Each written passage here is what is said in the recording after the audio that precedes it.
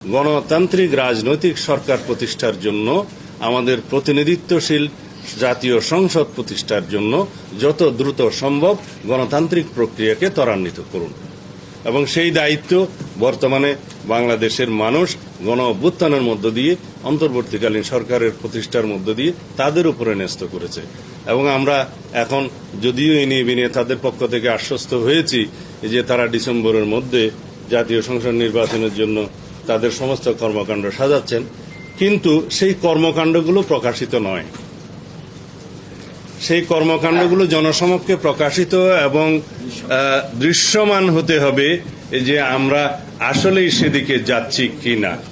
কারণ যত দীর্ঘায়িত হবে এই গণতন্ত্রের উত্তরণের যাত্রাপথটা, তত বেশি বিভিন্ন রকমের অস্থির অবস্থা সৃষ্টির একটা সুযোগ নেবে পতিত স্বৈরাচার এবং তার দোসররা।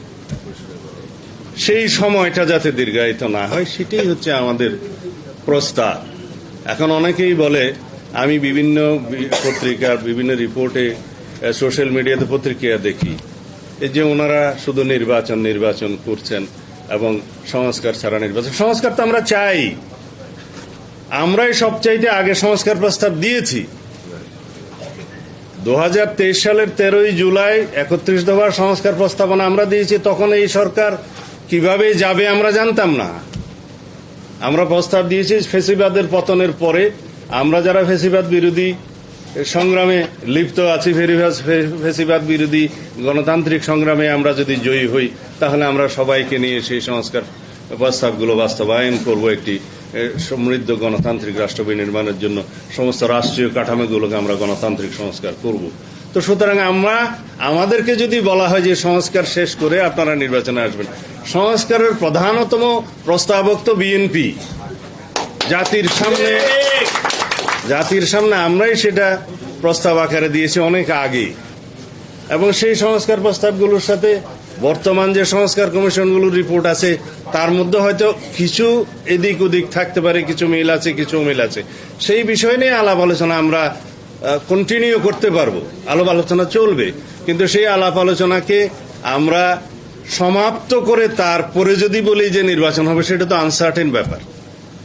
সেই জন্যই আমাদের উদ্বেগ হচ্ছে যে সংস্কার যেগুলো নির্বাচনমুখী সেগুলো আমরা চিহ্নিত করি এবং সেগুলোর উপরে আমরা গুরুত্ব দেই, বাস্তবায়ন করি।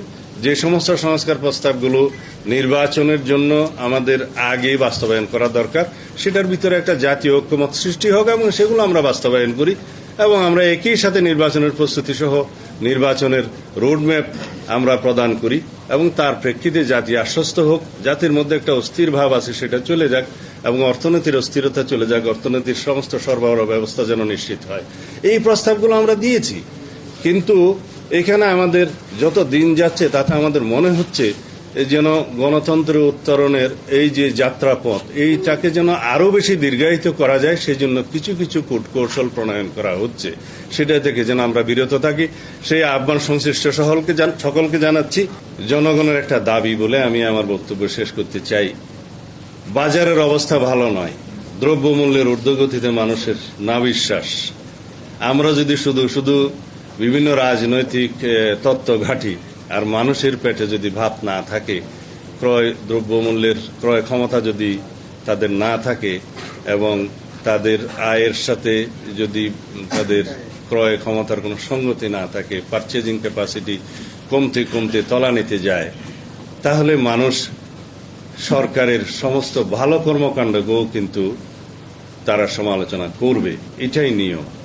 তা আমি আশা করব সমস্ত উপদেষ্টা মণ্ডলী, মাননীয় প্রধান উপদেষ্টা, আপনারা রমজানে গরিব মানুষের দিকে লক্ষ্য রাখুন, যাতে বাজারের পরিস্থিতি এমন হয় যে গরিব মানুষ অন্তত তাদের ক্রয় ক্ষমতার মধ্যে, ক্রয় সাধ্যের মধ্যে যাতে তারা নিত্য প্রয়োজনীয় দ্রব্যগুলো পায়